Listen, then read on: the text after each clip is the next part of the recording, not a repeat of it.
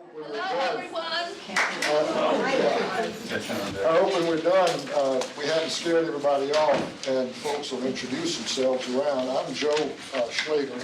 You probably see some of my smart aleck letters in the paper, and you definitely see some of Lori Morris's letters in the paper. As we go through this presentation tonight, some of you, I guarantee, are going to say, Lori and Joe have absolutely flipped out. They have just lost touch with reality.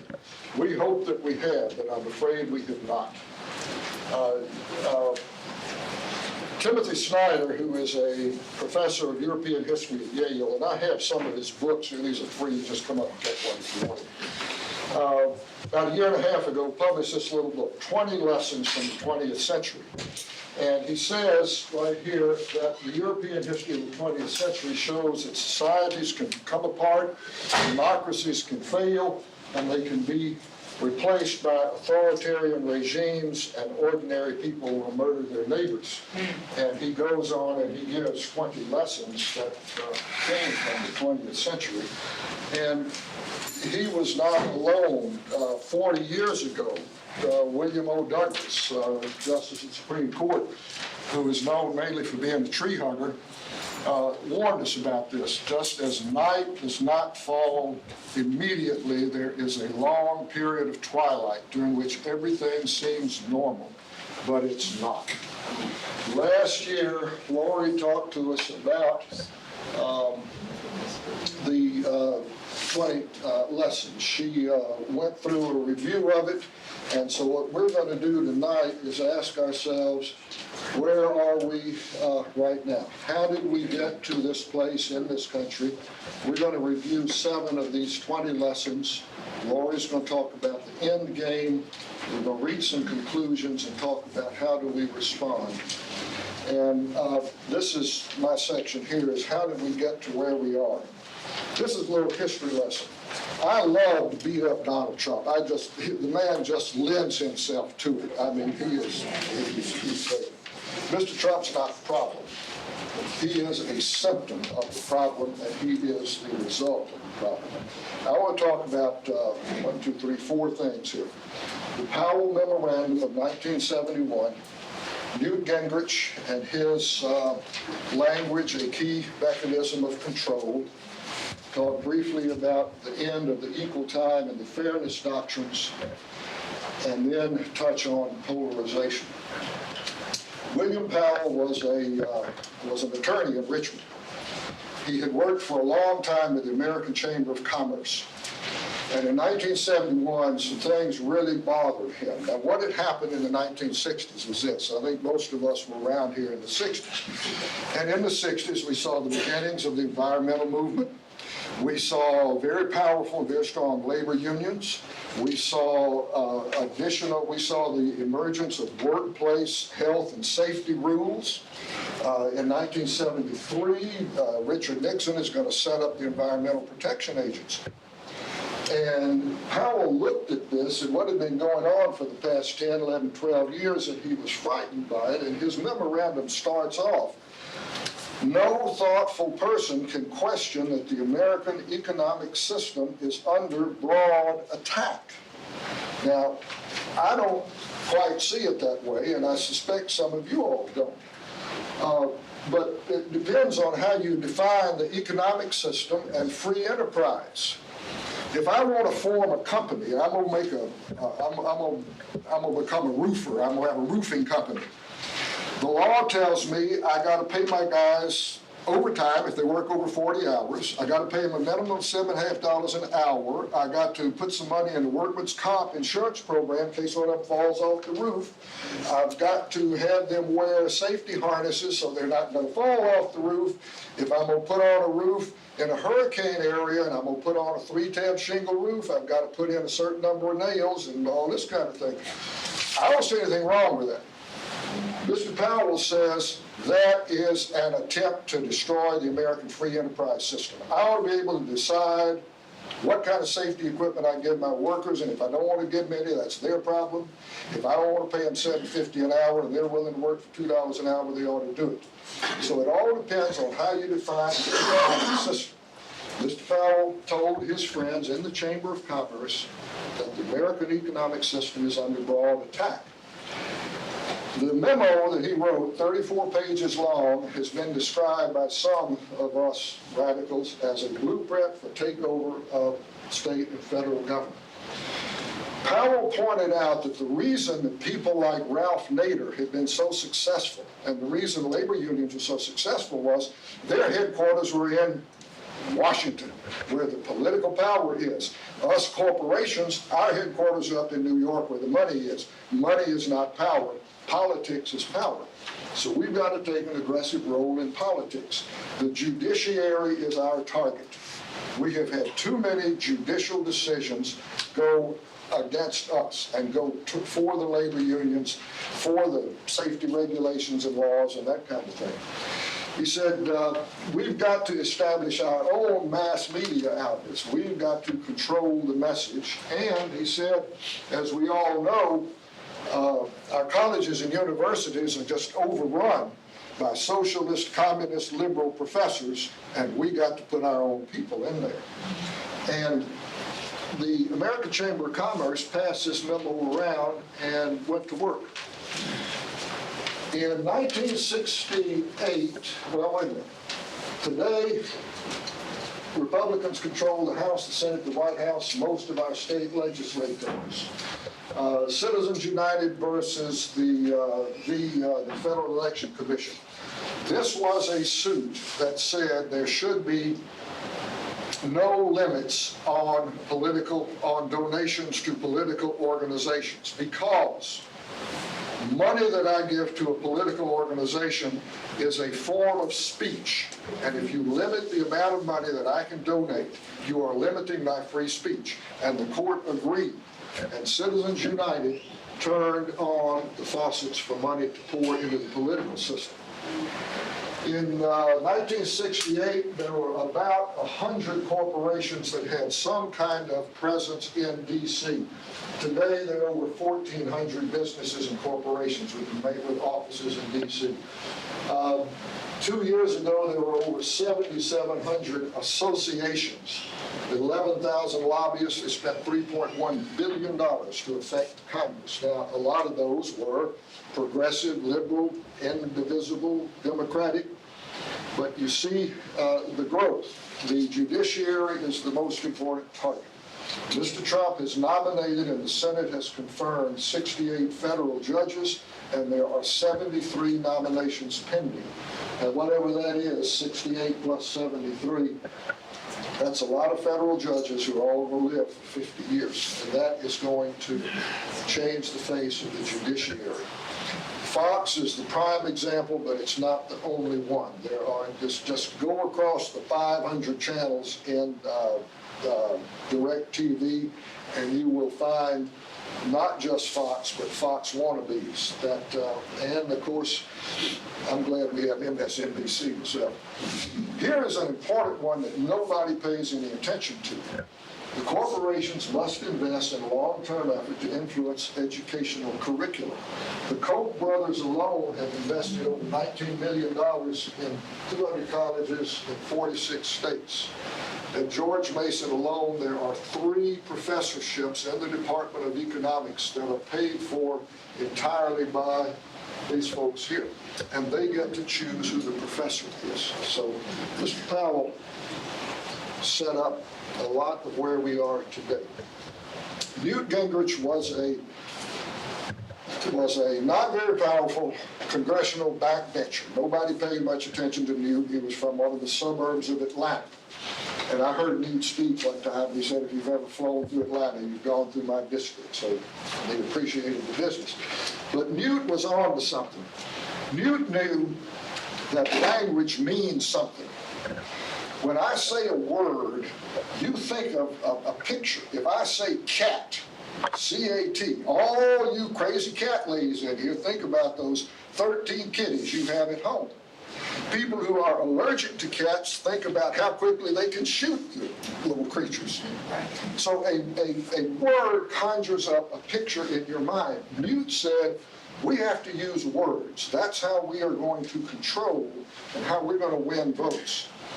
And Newt gathered around him a few other backbenchers, and they started brainstorming this. They started coming up with lists of words and how to make speeches, and they held training sessions in their apartments there in Congress.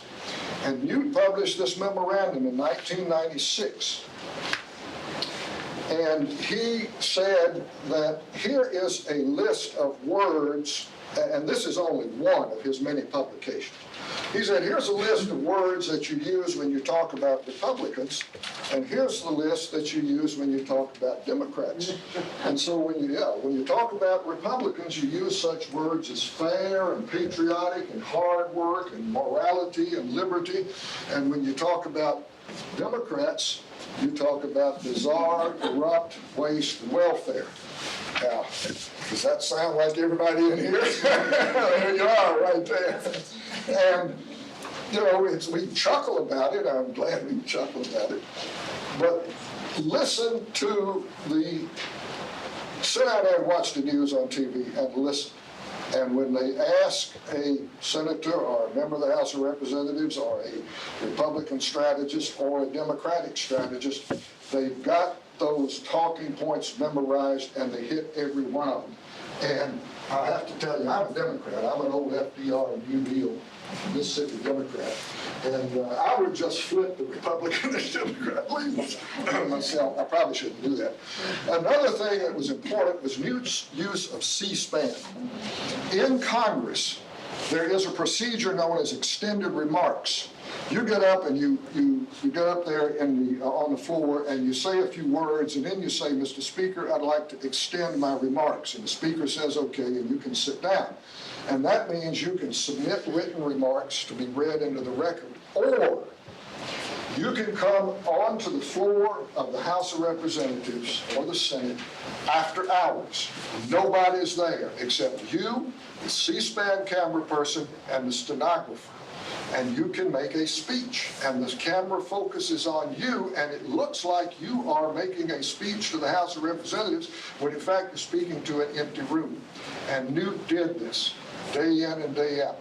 And then he would line up 2 or 3 of his cronies, and from off camera you would hear this voice, may I have the floor? And Newt would say, I yield the floor to the gentleman from South Carolina. And the guy from South Carolina would pop up, and he would pick up exactly what Newt was saying. And one of the reasons that Newt got after House Speaker Jim Wright was that Jim Wright told the cameraman, no longer focus on the Speaker, back up and show that he's speaking to an empty House. And Newt went after Jim Wright and basically politically killed him. A key mechanism of control, language, and it is still true today. And I have to say that we progressives have been very slow to catch up to this. I'm not going to spend a lot of time on the equal time and fairness doctrines. They were doctrines by the Federal Communications Commission that tried to balance what we see in the broadcast media. Both of them were challenged time and again. The FCC basically abandoned the fairness doctrine, and the equal time doctrine is simply no longer enforced. And the fact of the matter is that both sides have their own media outlets. I'm going to go home tonight, sit down, watch Rachel, and cheer, cuss at the TV. We are now seeing that opinions based on political ideology have taken over from opinions based on what is good for everybody. We have forgotten that we're all in this together. And we are polarized. And I read a study the other day. I'm not sure what all the definitions are, that most of the Republicans are well to the right of what the median Democrat is, and most of us Democrats are well to the left of what the median Republican is. And the only thing, what was that guy from Texas, Hightower? The only thing in the middle of the road is a yellow line, dead armadillos. And here's the important part, though. Polarization is necessary for the rise of the tyrant. It enables the tyrant to divide and conquer the population. I grew up in Mississippi in the segregated South, and you would never hear a politician get up and talk about roads and schools. It was all about those people, and I'm going to keep them in their place. And all us white folks went out and voted for it because we were on top and we were not going to see it turned over. That's what happens when you polarize the population. You demonize one group and you can ride the power on that. So that's what we have seen going on in this country. We have seen control take over many of our institutions by very heavily moneyed interest. We have seen the use of language as a mechanism of control, and the result has been polarization. Now, let's run right quick here. We're going to look at 7 of these 20 lessons. I'm going to talk about the institutions of the one-party state. Laurie is going to talk about professional ethics, paramilitaries, be reflective if you carry a gun, believe in the truth, and I'm going to talk about the unthinkable. We could get us a chart up here and say, what institutions do we have in this country? And we just go on and on and on. We have the church. We have the separation of powers, the elections, courts, the middle class. We have small businesses. We have all kinds of institutions in this country. And those institutions are what hold us together as a social and political fabric. 4 times in our history that I count, our institutions have been in danger. Now, I'm an old FDR Democrat. My granddaddy had up on the wall of his office, of his cotton gin down in Louisiana, a picture of Jesus and a picture of FDR, and he prayed. I never knew whether he was praying to Jesus or FDR. But Roosevelt attempted to pack the Supreme Court. He realized that the Constitution did not set a limit on how many people could be in the court. And the Supreme Court justices, think about this, in the 1930s, they were born back in the 1860s, and they got their judicial education in the 1880s and 90s. So he was dealing with some 19th century justices. So he said, I'm going to expand the court, put my own people in there. His own party, the Democrats, told him it'll never happen, and the other party, the Republicans, told him it'll never happen, and that was the biggest black mark on Roosevelt's record, his attempt to pack the court. It was an authoritarian move. It was an attempt to destroy one of our institutions, the federal judiciary. The Congress rose up and stopped it. We held. McCarthy's attacks on the civil service. Excuse me, is there a question? Yes, ma'am. Is that to say that FDR's appointees to the court were never approved by the Congress, or he? No, his attempt to pack the Supreme Court was stopped. Congress would not allow him to add, I forget what it was it 7 members, 9 members, something like that, It to the was 9, Supreme and Court. he tried to move it to 12. And Congress and the Senate and the House stood up, and his own party said, stop this. We are not playing with this fund. Now, he appointed people to the court, and his judicial appointees were approved, as you know, as happened to any other president. But this was an attempt to expand the number of members of the Supreme Court, and he was going to pack it with his own people at that time. Now, as those guys on there died off, he was able to put his own people on the court anyway. But this was an attempt to fundamentally change the institution of the Supreme Court. Joe McCarthy's attacks on the civil service. McCarthy was convinced, I have here in my hand a list of 200 commies in the State Department, and nobody's doing anything about it, and Truman and Eisenhower are too weak to get rid of them, and I alone am standing here with my finger in the dike. And it went on and on and on until a lawyer from the Department of the Army said, have you no decency? And his own party turned around and he became a non-entity. But for a while there, his attacks on the civil service, on the somewhat mainly nonpartisan bureaucrats, experts who make the machine work. I spent a good bit of time in and around China, and there were a number of American Foreign Service officers who were in China during the Civil War between the Chinese Communists and the Nationalists. And these people, John Stewart Service, Owen Lattimore, were reporting back, the Communists are going to win. They are going to win this. They're winning it. McCarthy went after them. a professor of mine at the American University who had been part of this. The FBI was breaking into his home, going through his files.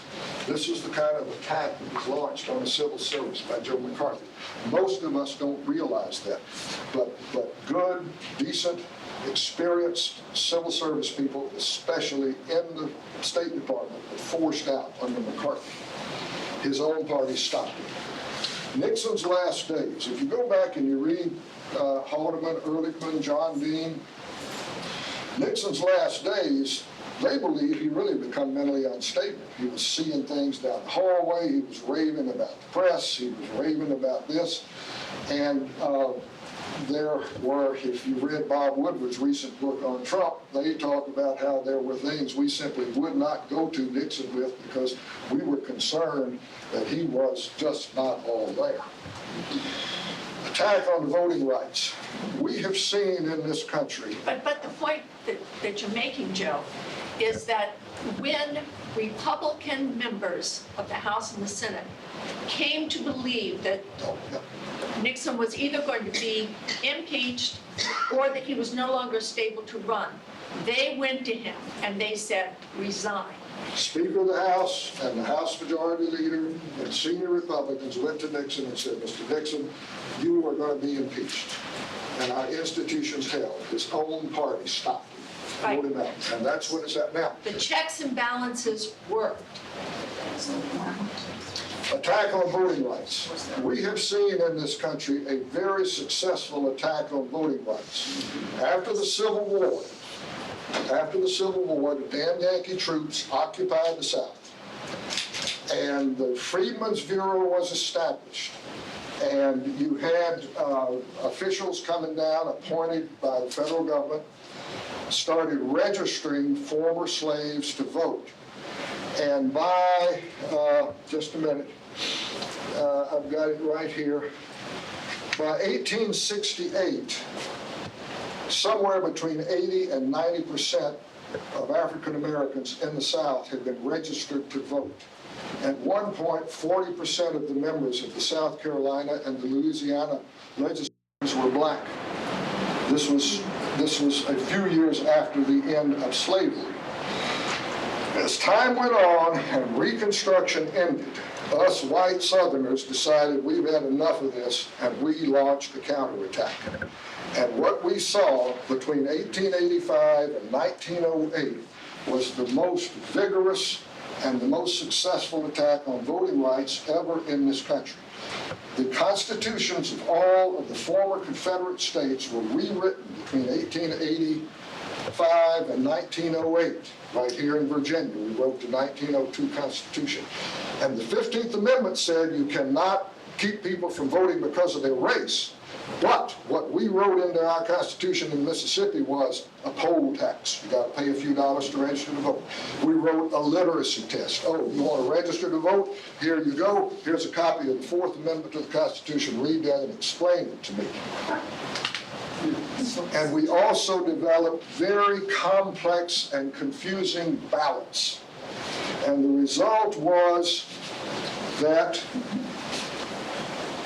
black turnout in the South, in elections in the South, plummeted from 61% in 1880 to 2% in 1912.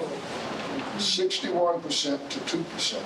And that's the way it was until 1965 with the passage of the Voting Rights Act. I grew up in Wilkinson County, Mississippi, 75% African American. You could count on the fingers of two hands the number of African Americans registered to vote when I was growing up there in the 1950s. Now, if you believe that the Voting Rights Act, well, okay, attack on the voting rights. Now, so what happened there was Congress passed the Voting Rights Act of 1965 and dropped the hammer on the former Confederate states. All this stuff, literacy tests, poll taxes, and complex ballots and whatever was wiped out. And we began to see in the South an increase in registration of African Americans. But what is happening today? This is what's happened in the past. Attack on the judiciary, the civil service, a guy in office who is becoming unstable, an attack on the voting rights. Today, we're seeing all four of these rolled into one. All of this is going on today. FDR tried to pack the courts. Trump is packing the courts. 68 judges confirmed, 73 pending, and I guarantee you he's going to get his boy Kavanaugh on the Supreme Court. Under Trump, most of every one of our cabinet departments and federal agencies has a large number of vacancies at the undersecretary and deputy assistant secretary levels. These are the people who are responsible for administering policy. And the cabinet office, the cabinet agencies, and a lot of the federal agencies are just being neutered. In the EPA, scientists are being fired. The scientific director at the EPA has been fired. And the same thing goes on across the cabinets and federal agencies, and the White House is not appointing anyone. Nixon's last days, we read Bob Woodward. We've seen some other reports that we've got a president who is unhinged and out of touch with reality. His attacks on the press echo Nixon's, and the attacks on voting rights continue. In 2013, the Supreme Court heard a suit brought by Shelby County, Alabama. Shelby County versus Eric Holder.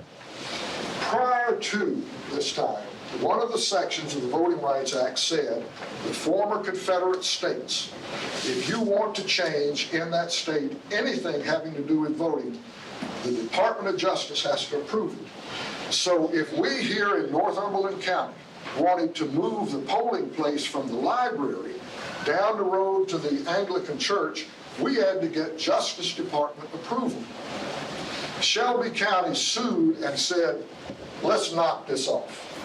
This is 2013. The Voting Rights Act was 1965. That's what, 50 years ago. There is no longer any racial disparity in voting in the South. We need to be freed of this burden.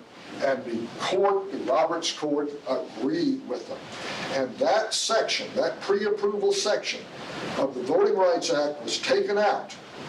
1 week later, the Alabama legislature passed a law that had some of the most strict voter ID requirements, and they closed 33 DMV stations across the state in mainly minority areas, which is the only place you can get the ID.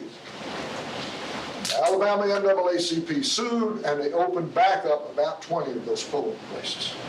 7 of the 11 states with the highest African-American turnout in 2008, 7 have adopted strict voter ID laws.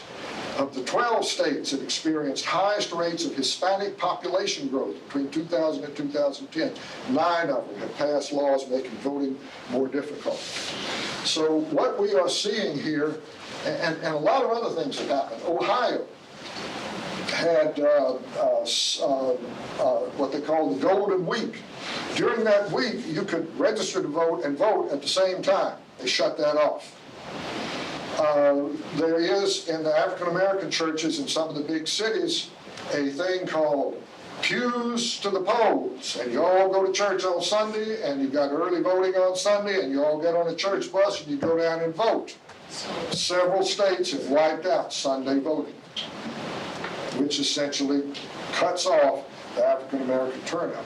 So what we are seeing right now is a combination of the attacks, and now the question is, in the past, our institutions held, are they going to hold today?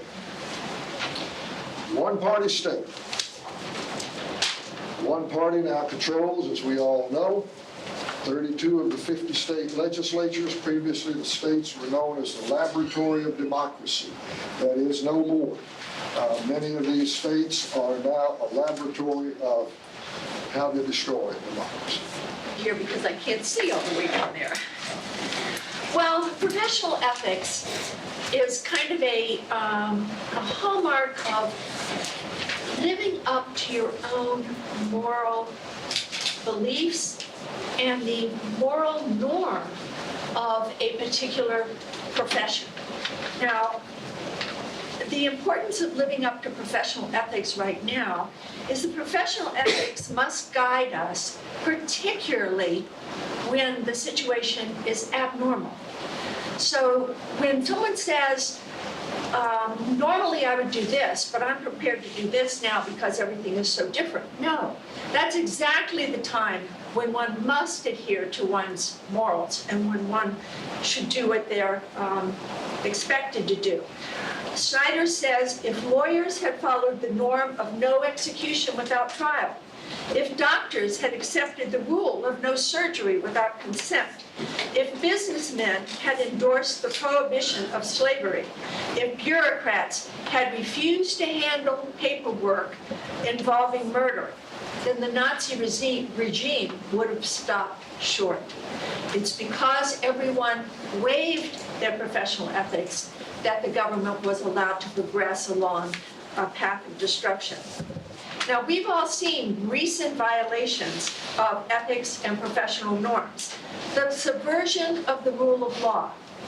We believe in a checks and balance system. Congress is supposed to check the authority of the president. We've seen that Congress has fallen in line with very abnormal behavior on the part of the president without calling him down. Another way that we've seen the perversion of the rule of law, Kavanaugh assisted in the writing of the rules on torture. He has not been called to account on that. He, in fact, has lied about that, and he has not been called to be responsible for that by the very senators who should be checking him on that. Our current CIA director oversaw black sites and oversaw the torture of people, and that was clearly in violation of the ethics of the time and certainly the ethics of today. There's been the current misuse of classified information, a clear violation of the rule of law.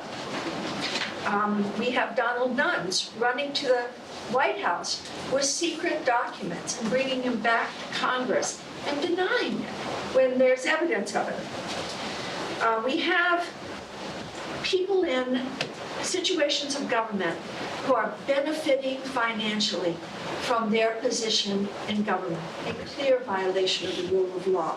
We have Michael Flynn, Paul Manafort, cabinet members using federal funds to support their own lifestyle, Wilbur Ross, the Secretary of Commerce, Mnuchin, the Secretary of Treasury, Pruitt, the Secretary of EPA. Each of those things should have been called out and stopped. We have a disregard of agency and congressional rule of order. We have James Comey's announcement of the reopening of the Clinton administration days before the election. A clear violation of the rule of law, a clear violation of the ethics of the organization he belonged to. We have a disregard for civil and respectful communication, such as we have just seen in the Kavanaugh hearings. We have the head of federal agencies who are defying and violating the very charters of their organizations. We see it in EPA all the time. I don't know if any of you heard that yesterday that the EPA has passed regulations increasing the level of mercury in water and food. We have them increasing the level of radiation that people can be exposed to in the workplace. Now, as citizens, what can we do to respond to this? Personally, we have to accelerate our own adherence to our own personal integrity. We must celebrate our common and founding values as a nation. We have to stand up to unethical and illegal behavior. We have to recognize those that do, such as Sally Yates, Rod Rosenstein, Bob Mueller, and even Christine Ford, who stood up and tried to speak truth to power. We have to remember that it was an accountant just an everyday, ordinary bureaucrat who, when asked by the Senate committee, acknowledged that he knew about the recording system in the White House under Nixon because he had authorized the payment of it. Just an accountant doing the right thing in the right moment. And we have to remember that that's our obligation. My second topic is to be wary of paramilitaries. Be wary of groups of armed citizens. And when I say be wary, I mean listen to their message. Listen to what they are saying. So often, many of us don't even know people who belong to paramilitaries officially, but we do know of heavily armed people. And we know that sometimes those heavily armed people meet together. And even more significantly, when a paramilitary organization is formed, it is often formed with the belief of the individual members that they are doing so to protect the truth of America against a rogue government or against a takeover by an outside government. They believe that they are behaving in a righteous and patriotic way. And righteous and patriotic people with guns are often the most dangerous. So we need to be wary of the message and perhaps not the reason why they are formed, but the way they are behaving in our society. Paramilitary organizations often wear military gear. They practice war games, patrols, and maneuvers. One of the interesting things that Joe and I noticed when we were preparing our paper is that in Charlottesville, the people who were carrying the torches were surrounded by cohorts with guns to protect them and to make sure that their message was carried. Excuse me, who's funding these paramilitaries? Who's? I don't know. I don't know. I don't know. I would be speculating. Among the various paramilitary organizations that has achieved some degree of notoriety, call themselves the Minutemen, and they patrol the southern border. The Border Patrol has asked them to disband, and yet they continue to patrol as private citizens. And we need to be aware of that. Another organization that we need to be aware of is the increased use of private security teams in addition to Secret Service who are guarding certain public figures. Trump has members of a private security team on his security team. Betty DeVos is guarded by her brother, Eric Pence, and his private organization, as was Pruitt when he was at EPA, and other cabinet members who have chosen to supplement their secret security organization with private security organization. And the thing we need to be wary of is if a crisis occurs, which of those security teams will be in charge, will be able to resolve the situation. Cindy, would you know what the taxpayers pay for them? I do not. I do not. There was an article earlier this week about Betsy DeVos' security costs, but it did not mention how they divided. It was some ridiculous number, like 24 million, where past education secretaries were like a couple of million.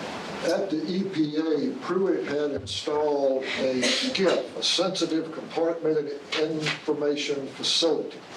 A SCIF, the ones that I've been in, there are different ones, but what he had installed, it's a great big plastic room. And it has white noise in it, so nobody can eavesdrop on you. And because the walls are plastic, you can see bugs and stuff in the wall. And there's no reason for the EPA to have a SCIF. They do not discuss sensitive compartmented information there. That was paid for by you. He had a private security team that was paid for out of the EPA budget.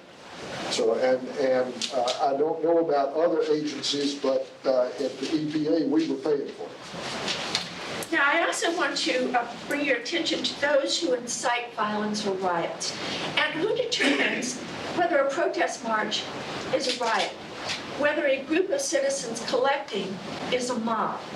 That is usually determined by the police officers who are involved at the time. And we're going to get into that in a minute. But I'd like to remind everyone of the National Guard at Ohio State when 4 citizens were killed by the National Guard in a peaceful rally. There was no violence, no mob at that time.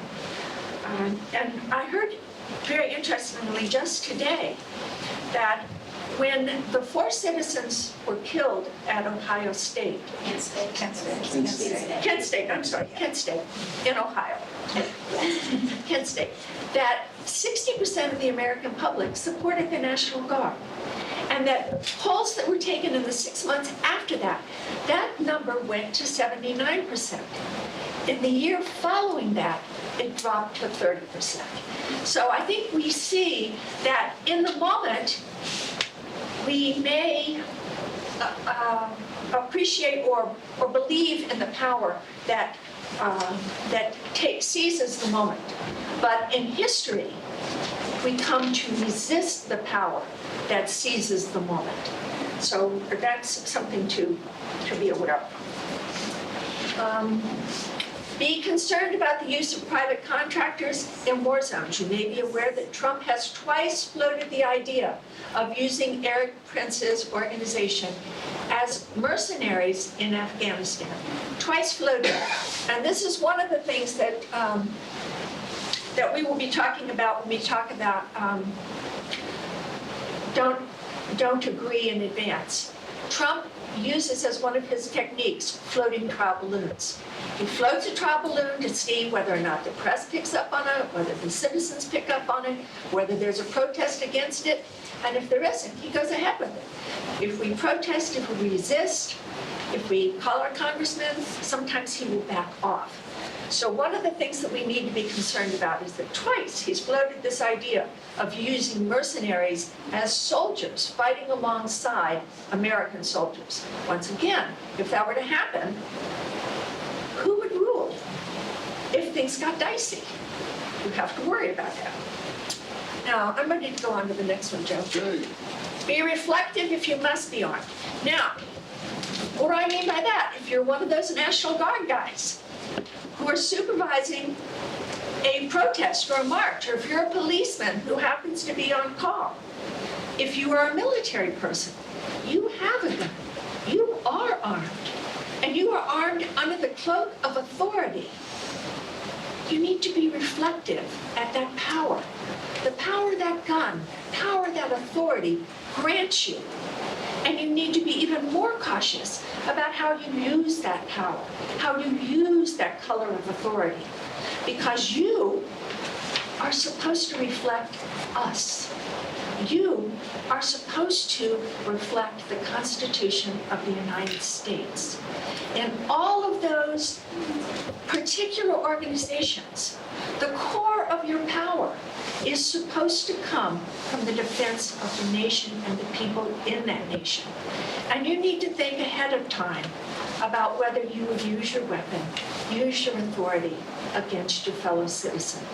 You may remember in Turkey earlier this year when the president was out of the country and the military attempted to take over the government. And the citizens came into the streets. And the military had to ask themselves, am I going to fire on my neighbor? And they chose not to. And the coup failed. We have to think about that in advance.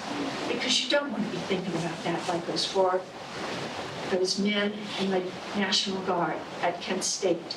You want to think about what your role is in dicey times and where you are going to use your power, your color of authority.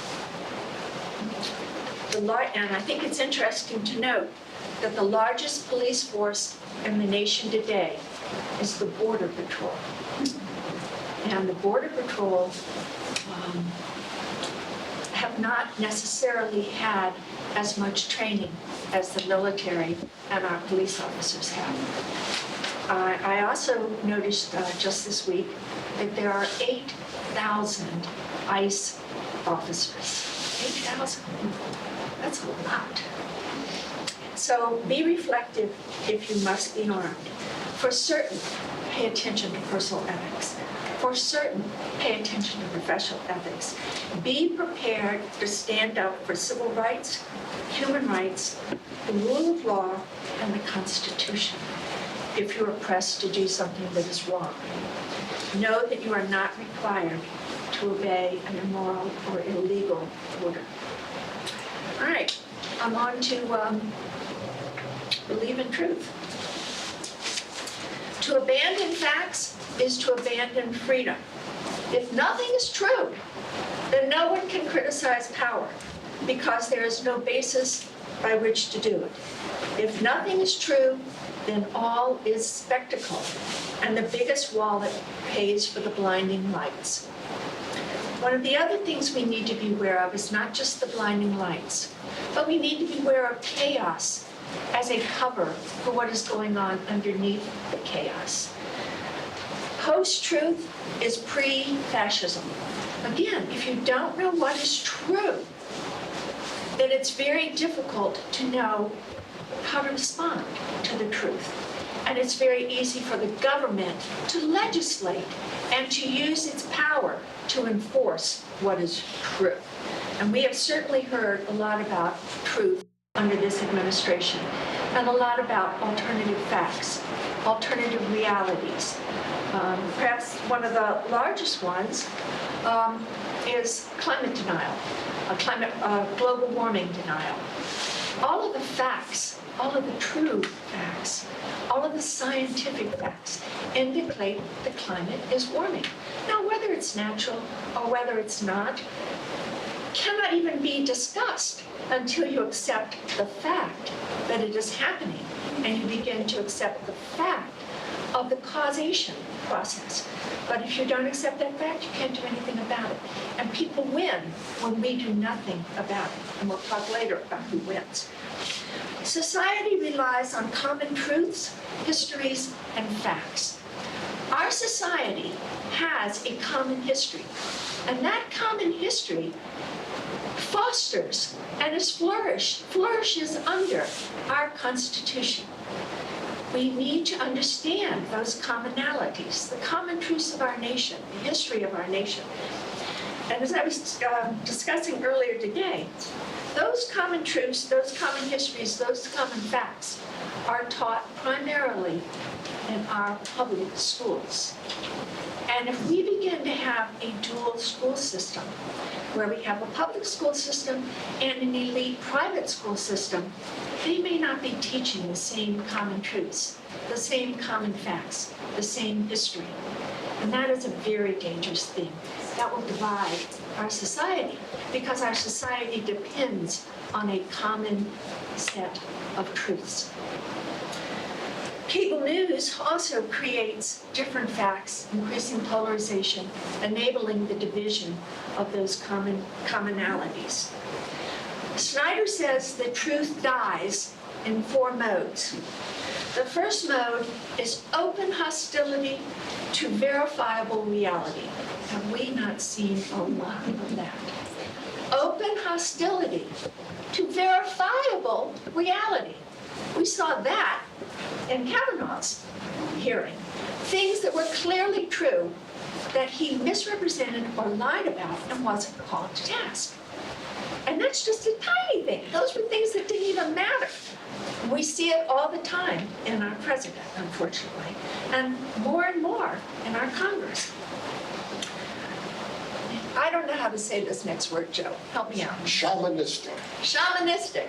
Shamanistic incantations. Magical. Lock her up. Over and over again, creating fact. There used to be as an old English teacher, I can tell you that we used to teach our kids, if you say something 3 times, people will believe it.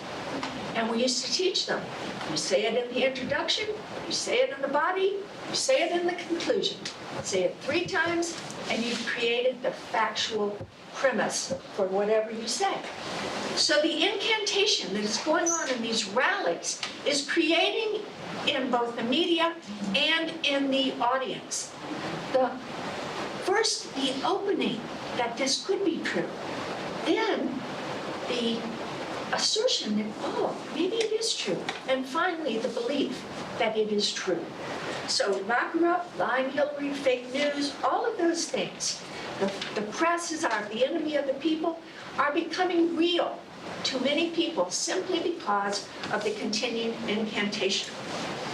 The other one is magical thinking, or the open embrace of two different realities. We used to call it cognitive dissonance. That you believe that something can happen, but you believe two things can exist at once. You've seen it a million times. And the last one is misplaced faith, self-deifying claims. I am the only one who can fix this. I know the system better than anyone. I am the one who can fix it. No one else out there appreciates corruption in government because I am the most corrupt. But that is, what our governor, what our president is saying. Now, finally, once truth becomes ocular rather than factual, evidence is irrelevant. So once truth is spoken and believed, evidence that supports that truth is not necessary. It does not have to be there. In fact, it's often challenged as fake news, as fake press. So we need to be very aware that the words that we speak are factual, and we hold other people to account for factuality. One of the things that we need to be concerned about is the discrediting of science. I heard Neil deGrasse Tyson on TV the other night, and he was talking about that if you can't agree on the science, then you can't agree on how to correct the problem. And you say your science is really pretty basic. Yes, we learn more about it all the time. Yes, our knowledge of science changes, but the things that we know pretty much hold up. They're pretty much true. And we should be aware of the attempt to distort them. We also have, in our society right now, lies that are being used to justify politics, lies that are being used to justify policies, lies about the people who are immigrating to our country, lies about tax cuts aiding the middle class, lies about a healthcare system that is not working, when in fact, the Affordable Care Act has an 89% approval rating and rates are beginning to drop at long last, even despite the attempts to sabotage the Affordable Care Act. So we see lies being used to affect policies, and the only way to deal with it is keep it real. Keep talking the truth. Keep saying the truth to power. All right, next is Joe. Be calm when the unthinkable arrives. The way that we have seen tyrannical regimes appear in the past and in the 20th century, as Snyder points out here, is frequently accompanied by one or more very terrible events. And the would-be tyrant or the would-be autocrat uses those events to his or her advantage. I think we're all familiar with this one. Hitler was elected. Don't ever forget that. Hitler was elected. He and his boys did not storm in and take over. He was elected. And one night, the Reichstag, the German Capitol building, same as our Capitol with the House and the Senate and all that sort of thing, caught on fire, a huge fire. Nobody to this day knows who did it, although everybody knows that it was some of Hitler's boys who set the fire. Hitler immediately went to the Chancellor and went to the German Parliament and said, "We are being attacked by internal enemies, the communists, the labor unions, the Jews, the gypsies. I've got to have special power." And you see what they did. They burned down our national capital, and they gave him that special power. Vladimir Putin's position was shaky. It looked like some kind of democracy was going to break out in Russia. You had newspapers, TV, radio coming up. The press in Russia was publishing exposés of corruption. They were getting very close to Vladimir Putin, and there was a series over a few weeks of bombings of apartment buildings and shopping areas in Moscow.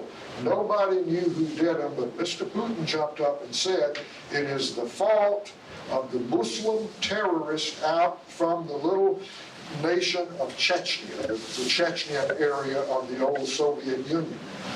And that's what you heard coming from Putin and his spokesman. It was Chechnyan terrorists, Chechnyan terrorists. We have since learned, U.S. intel agencies have since learned that it was in fact Putin and his people putting on these bombings. But here you've got a threat to public security, and it was used to then seize power. Terror is how do you define a terrorist event? The Reichstag fire, the bombings in Moscow. What's going to happen next to be October 2020, and somebody out in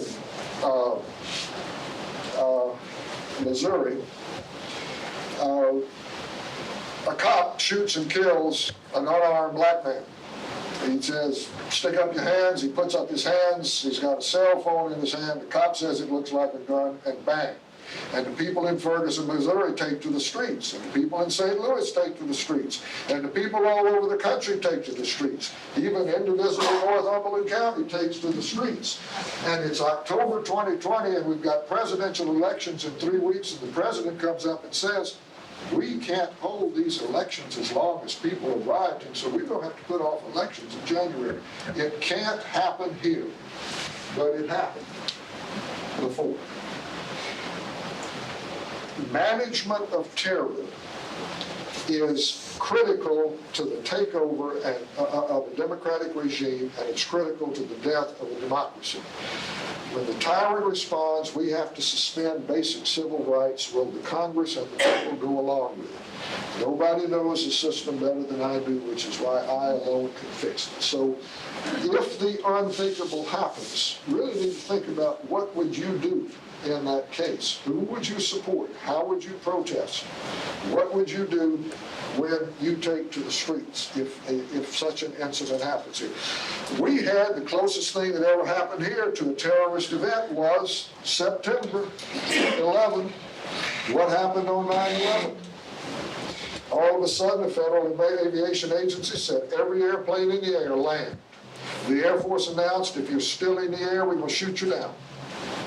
And we all supported it. But what happened a couple of days later?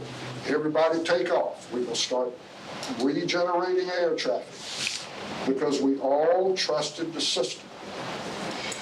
After 9/11, we didn't lose any civil rights. We didn't shut down the churches. We didn't cancel the elections. But what's going to happen with the next? Well, we did with the 9/11? Patriot Act. Yes, we did. We did enact the Patriot Act, and there are elements of the Patriot Act that are up for debate. Laurie wants to talk a little bit about what is the end game. I think if I take one more minute. March 1968, an American Army infantry platoon entered a little village in the town in the country of South Vietnam, a little village of My Lai. They started herding men, women, children, ladies, women holding infants in their arms up to the edge of an irrigation ditch and started killing them. Somewhere between 350 and 500 Vietnamese civilians were murdered, shot down. One of the witnesses said there was dead bodies lying there, and we heard something under the bodies and dug out an infant and shot him. An Army helicopter pilot, Hugh Thompson, was flying in. He was flying supplies in. One of Hugh Thompson's door gunners came up on the intercom and said, "Sir, something's going on down there. There are bodies in the ditch." Thompson sat down between the guys on the platoon with guns. He put his helicopter down between them, and he was able to save a few people flying out of there.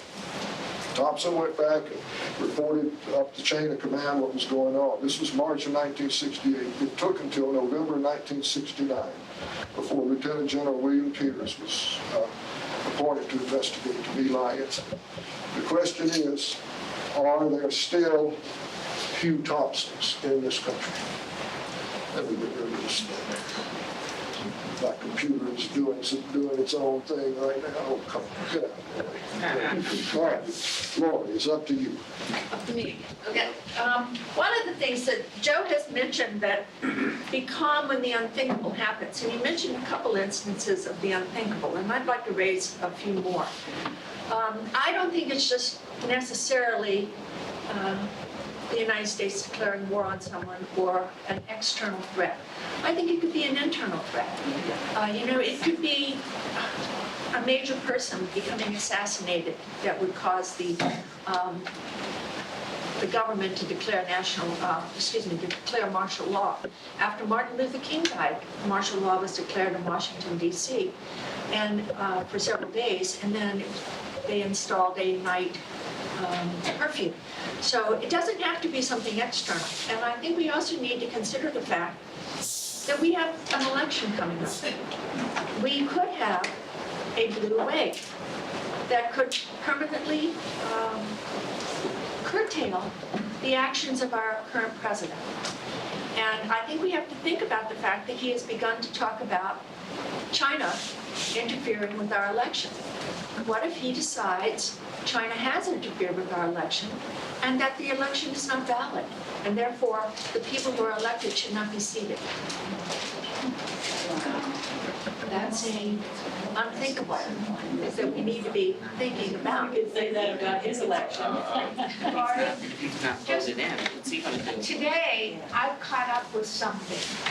The National Park Service is trying to define protests as events that can be taxed and charged for. What? Yes. They put the change to the regulations up on August 7th. It slid under everybody's radar. And, there are no protests in front of the White House. Some of you may be aware there's been one going on for 79 days now. No protests without prior approval on any of the government public spaces of the mall. They can slow up the approval process. Now, if they don't deny a permit for a protest in 24 hours, it's approved.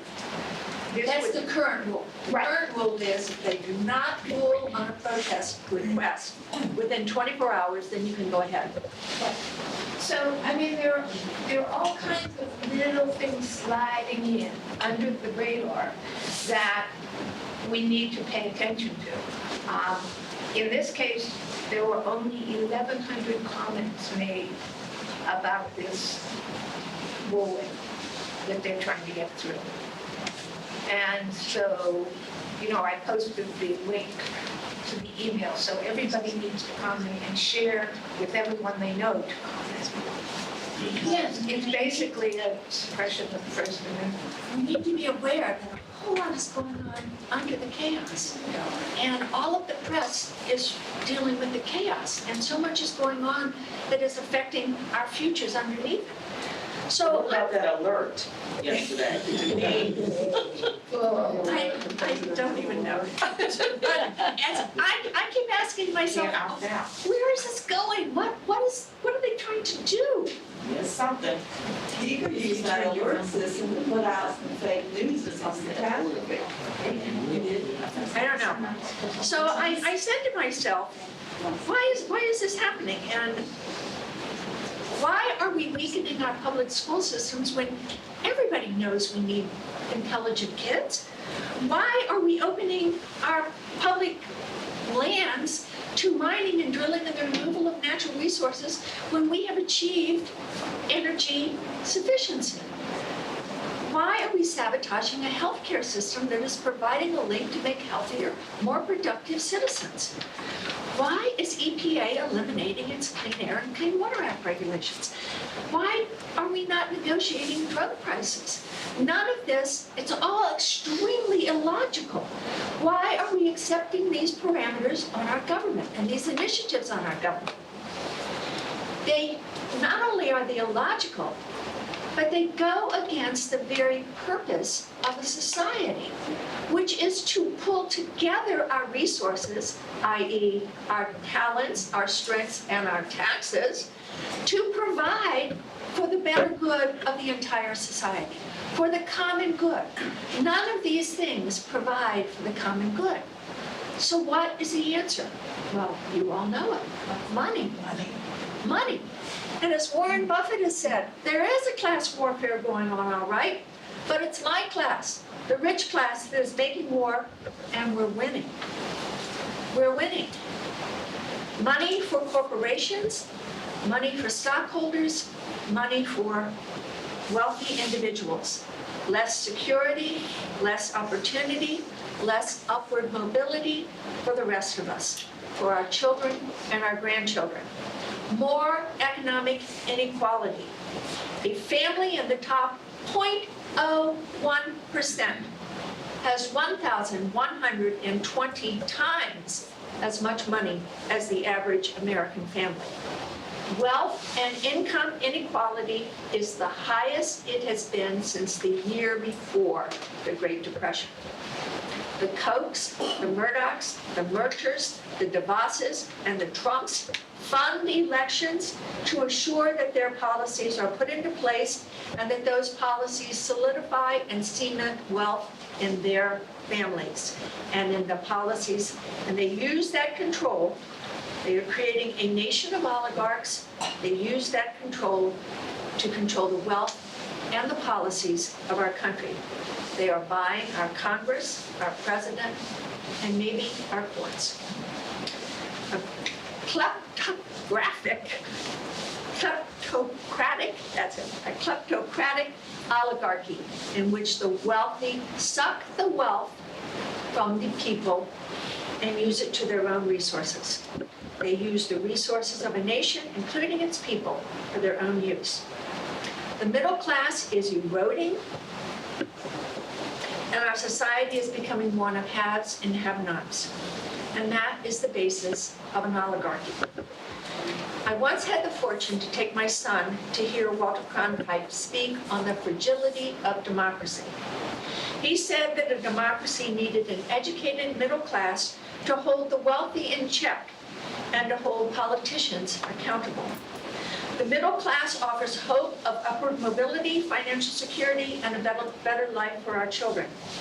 He said that the middle class was precariously balanced on a three-pronged stool. The first prong was a free public education, so that the general population would be educated. The second prong was home ownership, so that families would have economic stability and communities would be safer. And the third prong was unions, because unions increase wages, provide pensions, health care, and safer working conditions for everyone. Well, we've seen the demise of unions, although they're starting to kick back up as people get fed up. We've watched hundreds of thousands of middle class and lower class families lose their family and their life savings and their investments. And now we are watching the destruction of our public school system. With the loss of our public schools, we lose our common culture, our common understanding, our common heritage, and our common set of facts. With the erosion of the middle class and the widening of economic inequality, we see the emergence of a small, very rich group of families that control wealth and policies. Without quality public education, basic safety net programs, and a real opportunity for upward mobility, we will see the rise of a serf class, a serf of trade organizations, a serf of a group of bureaucrats who support the wealthy with very little chance of achieving economic security themselves. We see the demoralization and the helplessness we find in the red states. We see Americans losing faith in their government and in their power to vote. If elections are corrupted, we lose faith in our ability to control our government, to elect our leaders, and like Russia, we fall into a succession crisis where we cannot know for sure that we are electing the people we have voted for. Snyder says that democracies die when people cease to believe that voting matters. And that clears the path for a person who would be king backed by a group of oligarchs. Joe? Well, as I said at the beginning, some of you may have concluded that Laurie and I have flipped out here. And I hope we have. But I think we've got to understand that as unique as we are not that unique. We are humble, we are institutions, and our institutions and us are free. And it requires constant vigilance because the threat of tyranny in here is, I believe, very real. We are closer to single-party control of the courts, and control of voting. That will solidify that control. Remember, Hitler was elected, and we have seen the collapse of fledgling democratic governments in Hungary and Poland. The folks who are toppling those were elected. Big money and special interests control, not for people's interests.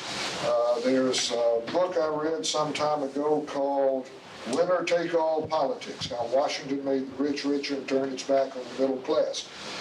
They surveyed legislation that was passed in the states and also in Washington, and they said, what legislation would benefit lower income, middle class, and very wealthy? Almost 100% of this legislation passed in Washington and in the states. Less than 50% of this legislation passed in Washington and in the states.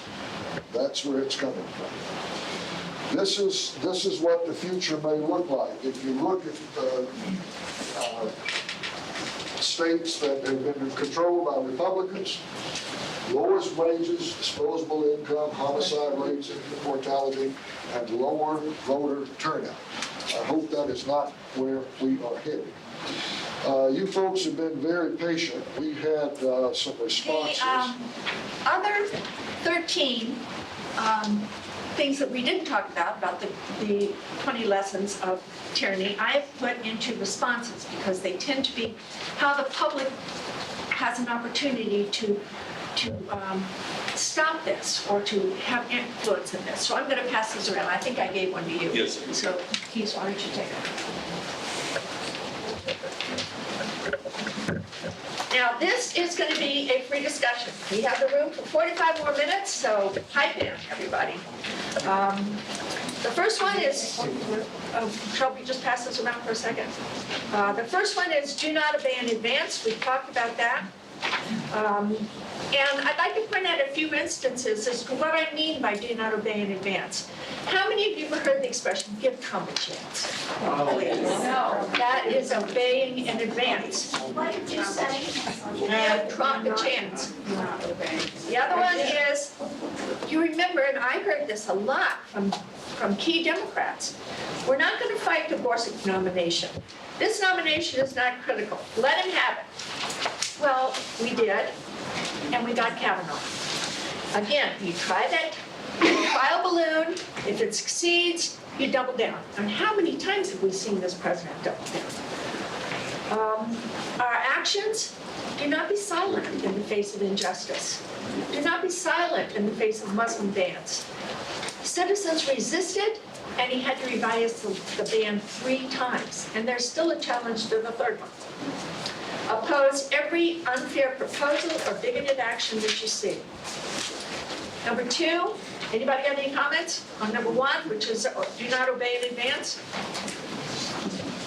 Okay, number 2, take responsibility for the face of the world. Now what does this mean? This means if you see a hate symbol, call it out. If you see somebody saying something terribly derogatory about another person, call it out. One of the things that I have discovered while we were preparing for this is the importance of mockery.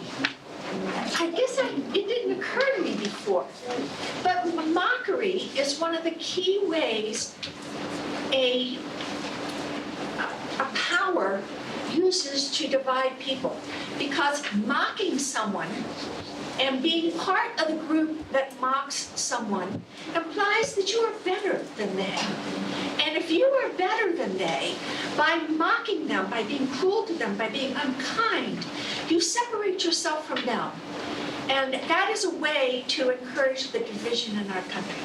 And those of you who have watched TV in the last 3 days and have seen our president mocked with such cruelty, and yet he is drawing together all of those who might be threatened by a woman's voice. And so let's be aware of the use of mockery, and let's call it out. Be aware of people who are using, be aware of go along to get along. This is not the time to go along to get along. This is definitely not the time to go along. Claim the flag. Call yourself a patriot. You are as patriotic as anyone else. If you are fighting with the best of your heart and the greatest of your intentions to save this country, you are a patriot. And what you are doing when you make that phone call to the governor or to your senator, or when you write that postcard, or when you write a letter to the editor, you are being a patriot, and you need to recognize that. Be aware of the dog whistle. Call it out. If you see someone being hurt, someone being mocked, someone being discriminated against, be as courageous as you can be. Call it out. Number 3 is stand out. Someone has to. Someone has to stand up. And we have been fortunate that we have seen a few of these. Sally Yates, Rob Rosenstein, who has said, you're going to have to fire me. And you have to fire the next 3, but you're going to have to do it. I'm not going to volunteer. The very first people who stood up against this were national park rangers. Who expected that? But they did. The people who should, yes. I just kind of have a general comment on the relationship between 2 and 3. And I think the Kavanaugh situation is pretty illustrative of this and the problem we're in now. And what makes me think of him is there's been a lot of commentary and people questioning it became very apparent early in the week that the FBI investigation was a sham, and pretty much a general acknowledgement, well, this guy's getting confirmed. Yet, it was after that well, I can't say after that for Mitch McConnell. He was pretty much slut-shaming everybody all along. Lindsey Graham. But Trump came out with his thing just like a day or so ago. My interpretation is that they got what they wanted, but with all the anger and rage which has come out about this whole situation, at least primarily on the part of women and liberal men, and just how outrageous the whole thing has been.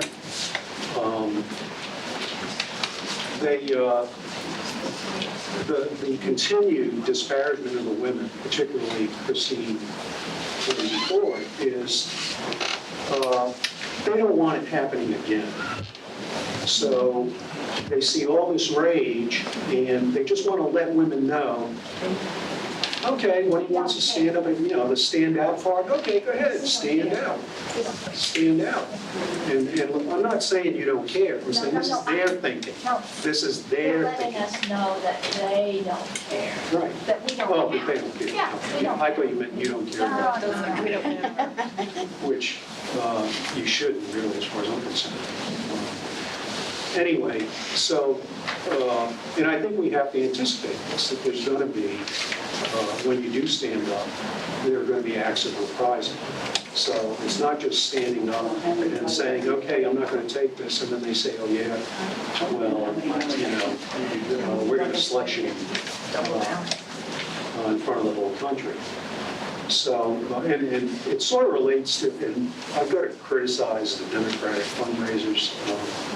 It drives me crazy when I get, and I'm sure all you do too, you get the emails, Kavanaugh vote coming up. We're terrified. Yeah. What do you mean terrified? You know? Don't be terrified, get pissed off. And I get, every day I get fired about different things, every little thing that the Republicans want to do, or it looks like the polls on this or that are down. Oh no, polls show Beto's losing. Oh, it's terrifying, horrifying, news from Mississippi, we're going to lose that seat. It's Send money. it's like Send they money. are trying to stoke fear. There's a place at the bottom. Not activism, but fear, because they're not saying, oh, so get together, get your indivisible group together and protest. They're saying, can you send $25? Well, yes, please, I think I saw Tim first. Yes, since Dan is talking about number 2, what I'm looking at is the quote, "The symbols of today enable the reality of tomorrow." I grew up understanding that we were a liberal democracy. I grew up understanding that liberal, by definition, means liberation from tyranny. And we've now somehow succeeded in making that an insult. That is a symbol that will undermine us and everything we represent. DJ? You're talking about standing out. I don't know how many of you saw the crowds inside the Capitol buildings today. I'm just wondering how many got arrested. I mean, they were something. It was over 100. Everybody's sitting down. Got arrested. Yes, See that? yes. So, but I also, it just occurred to me when all the stuff came out about the FBI actually came out, because 2 days ago I was wondering why McConnell was standing up in an empty Senate going on and on about the Democrats. I thought, why is he stoking the fire? I know now that he knew, because he instructed it, that the FBI thing wasn't going to come, nothing was going to come of it. So he was standing there setting up his next position. All right, so we've seen examples of people standing up, the Parkland kids, even citizens who show up at the Northumberland public school meetings. We can stand up. Stand up, stand out, be visible, be loud in your support of others, and carry your iPhone and know how to use that phone to take videos. Be a witness. Number 4 is investigate. Look behind the chaos. Look to find out what is going on. It is your ability to discern facts that makes you an indivisible, and our collective trust and common knowledge that makes us a society. So cable news, we have to watch that it destroys our common knowledge. We have to support our public schools. We have to accept responsibility for one another. As drivers, when we are driving on the road, we are subconsciously aware of where that other driver is. And we react. We react to protect ourselves. We react to protect that other person. We as a society, we have to do that. We have to be aware of where that other person is. Is that other person vulnerable? Do they need our support? Is that other person a threat? Do we need to be cautious? We need to be more aware of our environment, almost on a subconscious level, but I think until we finally figure out that this is a dangerous time, it has to be a conscious level of being aware. Now, yes. There was an article in Time magazine recently about fake news and how you actually perpetuate it when, like, I say, did you see this? This is outrageous, and I pass it on. That passing it on actually reinforces. Those 3 times. It gets into your consciousness. Right. Number 5 is make eye contact in small talk. And this one I find very scary. Because what this one is saying you need to protect yourself. And you need to know your community. You need to know who will stand with you and who you will stand with. And you need to be aware of where those borders are. Build a community that will protect you, is what Snyder is saying here. And practice corporate politics is pretty much along the same lines. He says, nothing is real that does not end up in the streets. So you can write your congressman, you can call him, but you have to believe in it enough to end up in the streets. Eventually, we're going to need to be in the streets.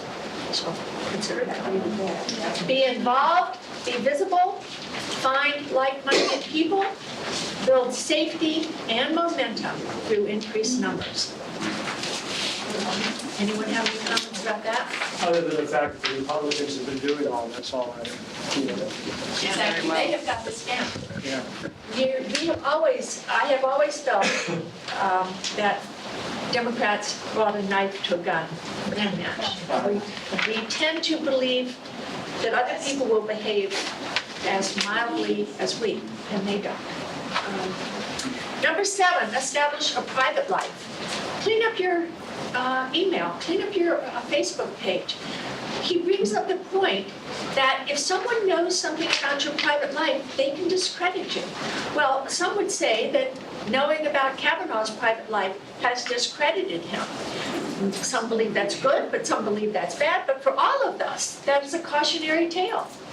What people can find out about us, what our children put out there, will be out there. And unfortunately, your yearbook will be out there. And so, you need to be aware of protecting your private life. Contribute to good causes. I know I was talking to Keese, and she says every month she sends a check. Well, so do Dan and I every month. We send a check to the ACLU. Every month we send a check to Common Cause. Every month we send a check to the Southern Poverty Law Center. So support your causes that are doing their best to create some kind of equilibrium. One element of freedom is the freedom of choice of association.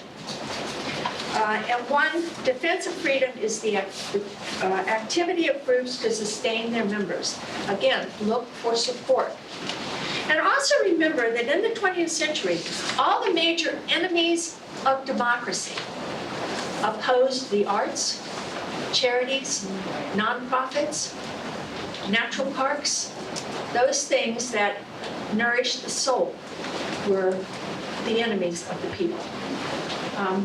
One of the other things that I found interesting is that we should learn from our peers in other countries. We were surprised, I was surprised at the election of Trump. Dan's relatives in England were not. They anticipated it. They had seen this stuff before. They knew what this looked like. Germany knew what this looked like. Russia knew what this looked like. Other people had seen it before. Pay attention. Listen. One of the things that Snyder says that I also find frightening, even I find it frightening, he says, make sure you and your family have passports. That is scary. Passports. Just in case you got leave. Just in case you have to leave. Right, in a hurry. That is scary. I don't want to be in a society where I have No, me to either. watch out for my neighbor, that I have to identify who's going to protect me and who may not. And I don't want to live in a society where I have to know where my passport is, and I have to be able to get my kid from Colorado, and I have to get my kid from so-and-so. I don't want to live in that society.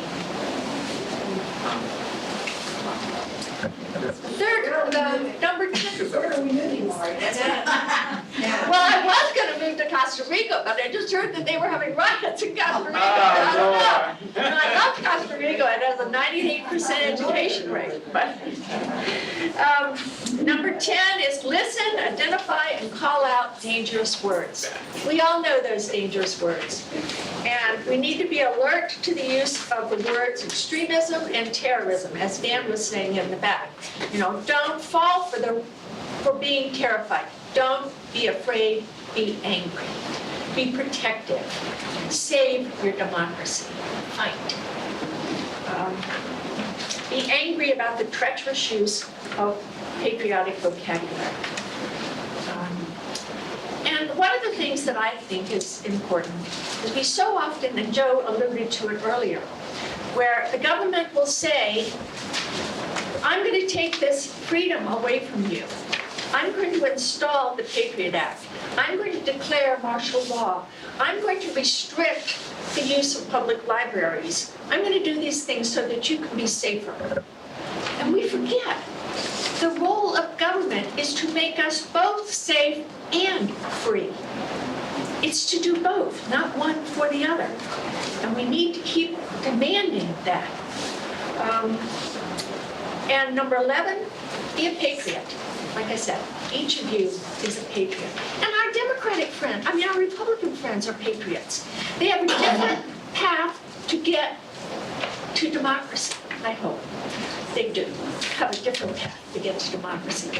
But I would like to believe that they want the same kind of government I want. That they don't want an oligarchy unless they're getting paid by that oligarchy, which is a simple solution as to why our Congress is behaving the way it is, because they're getting paid to behave the way they are. But every citizen is not, and there are more of us than them. So be a patriot. A nationalist says it can't happen here. A patriot says it can happen here, but I'm not going to let it happen here. So let's think about that. And number 12, which again is one that scares me, be as courageous as you can be. Snyder recognizes that we have to be brave, we have to be courageous in our own world.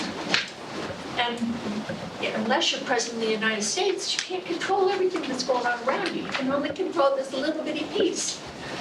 Be as courageous as you can, because he says, as he says earlier in the book, the best way to defeat a lie is to live the truth.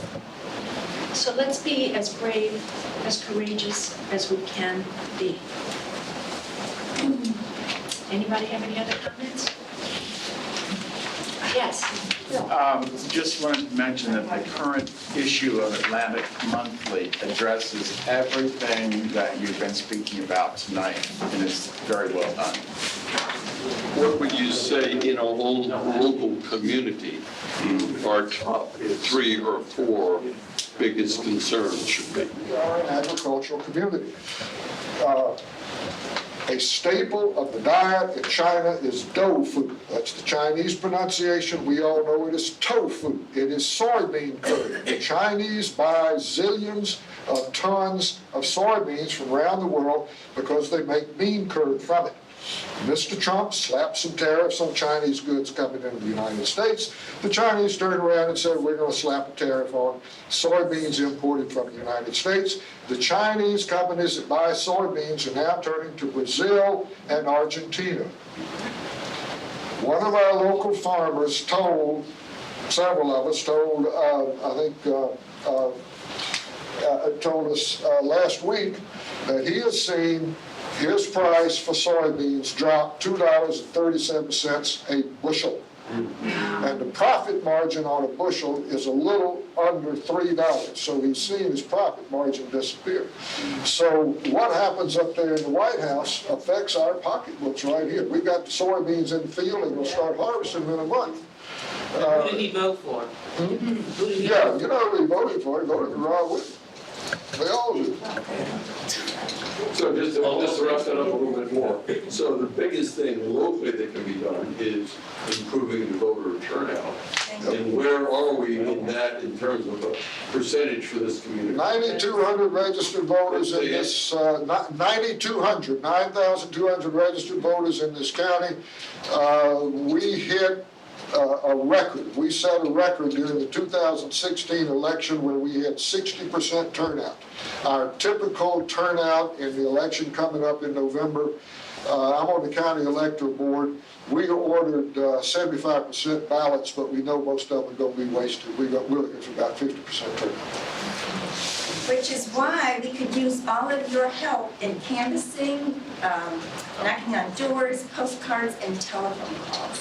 We need each and every person in this room to start canvassing, because we only have, 33 days? So do you have a team can locate whip forms for registering? Yes, we do. Yes. In fact, if you want to canvass or phone bank, see Hope or me, okay? But if you And bring we two will of go our out people, with you. They've got a question right here. Yes, ma'am. forms, 2 people. You know, I It's wonderful to get out the vote.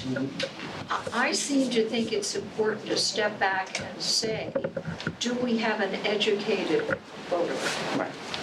What? An informed electorate. An informed, Electorate, which Thomas Jefferson So said we much- should be. to vote. alternate information out Right. there. Yes. We could get all these people to the polls and they could do it. Yeah. Well, To churches, the a lot of issue, another churches- book recommendation, to the issue about the soybean farmer and who did he vote for. Some years ago, in W. Bush's first year, a young man named Thomas Franks wrote a book called What's the Matter with Kansas? Read it. It's a great book. He discusses why people vote against their own best interests. Really? Yeah, for the soybean farmer. Because their mama and their daddy did, maybe.